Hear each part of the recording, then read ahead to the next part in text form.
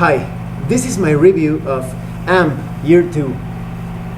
AMP Year 2 is a continuation and expansion of the AMP Year 1 RPG. It contains a lot of new elements both in theme and in rules that will help you enhance your adventures and your campaigns. Now let's talk about the quality of the PDF. The quality is pretty good. You have an index, bookmarks, great organization, everything is very well explained. You have some pretty awesome illustrations with that modern comic book aesthetic to them. And I didn't find any major negative thing that presented an obstacle or a hindrance to understanding the contents of the PDF. Now let's talk about the contents of the different thematic and gameplay related elements that you're going to use to enhance your campaigns and adventures. First, you have a timeline of the changes between AMP Year 1 and AMP Year 2. There are a lot of events and they feel quite turbulent and quite conflictive at times, so it's kind of like a battlefield in a sense. It feels a bit like The Empire Strikes Back in that the amps are having a pretty tough time handling all the political and social changes that so suddenly came about. For example, the president of the United States got killed in this game, and the vice president had to take control of things, but he has some pretty ultra-conservative views, and he starts to monitor amps and asking them to register, and he's just exerting a lot of control over anyone who is an amp or who has special abilities and powers. And the amps feel like they're being manipulated, controlled, and monitored, and treated like some sort of lifeless resource in a sense. And a lot of them start like a rebellion against them, against this new type of control. Some of the affiliations and factions actually benefit from this, but the great majority, they're trying to oppose against, to present some sort of opposition against this control or monitoring on the part of the vice president. So you get a lot of descriptions and plot lines related to that, on how it affects the game world, how new affiliations are coming out, how there are different political agendas and research programs that now result in the implementation of new technology to use against the amps. Because if humans want to fight against amps, they're going to rely on technology. They even bring out some pretty sinister things. So there are new things such as track and the hound. The hound affiliation is pretty much like turning amps into hunting dogs. They put collars on the amps and they make them hunt other amps down. So that's pretty sinister. And I was telling you, track is basically like an organization created to monitor and control amps, and they present a really great threat, in my opinion, along with the hounds. So if an amp goes out of control or rebels against the system, they're going to be the main antagonists. And you're going to get more information about different factions. So for example, Typhoon is actually enjoying the chaos being spread around, because Typhoon is an organized crime organization, and they find new opportunities within this clash of amps against the government. But other affiliations, such as, for example, Changelings, they separate. Their goals are pretty much split apart, and they end up into different factions.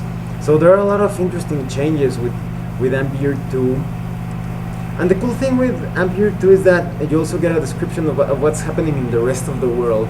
If you want to have your campaign based on the United States, you have a lot of material for that, but you also get the general outline or outlook on what's happening on the rest of the world. They don't cover every area on the planet, of course, but you get a lot of enough information. If you want to have a campaign in Japan or in China, in Russia, you're going to get some information on how to do that.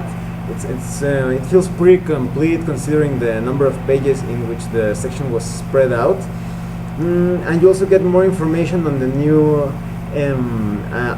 affiliations that suddenly sprang out. So, for example, let me find them for you right here.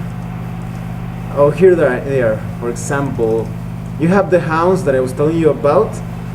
And the hounds are amps who have been captured by track and placed under a special form of control. So they are, as I was telling you, they are basically like hunting dogs.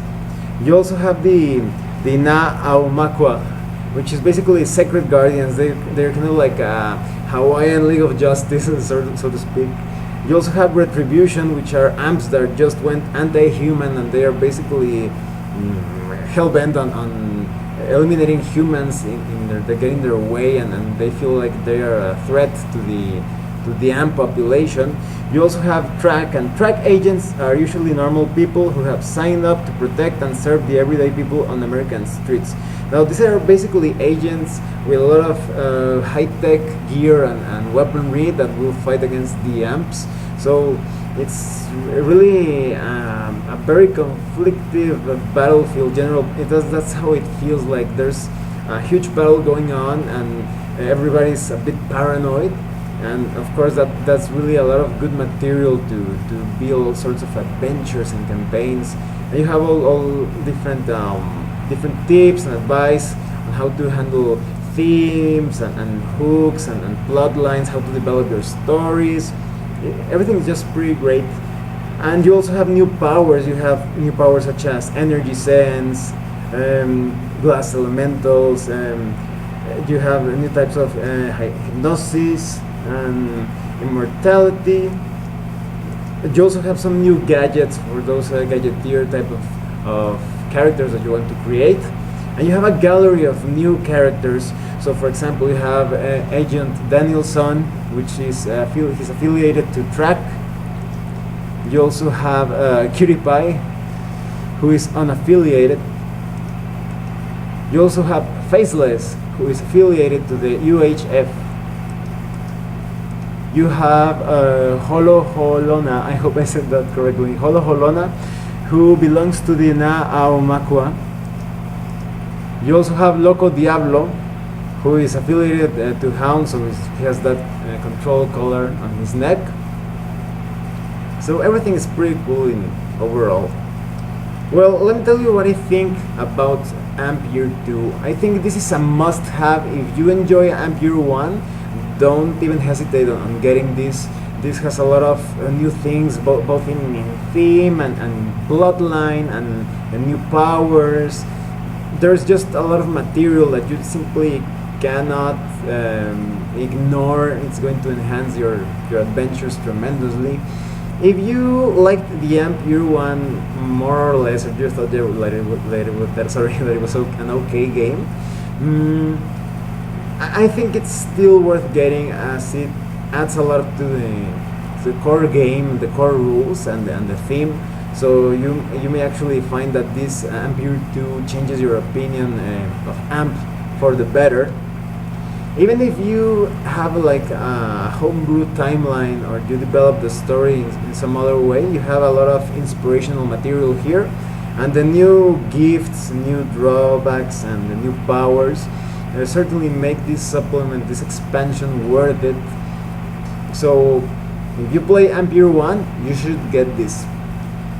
Well, thanks for watching my review. If you have any comments or questions, please let me know. See you later.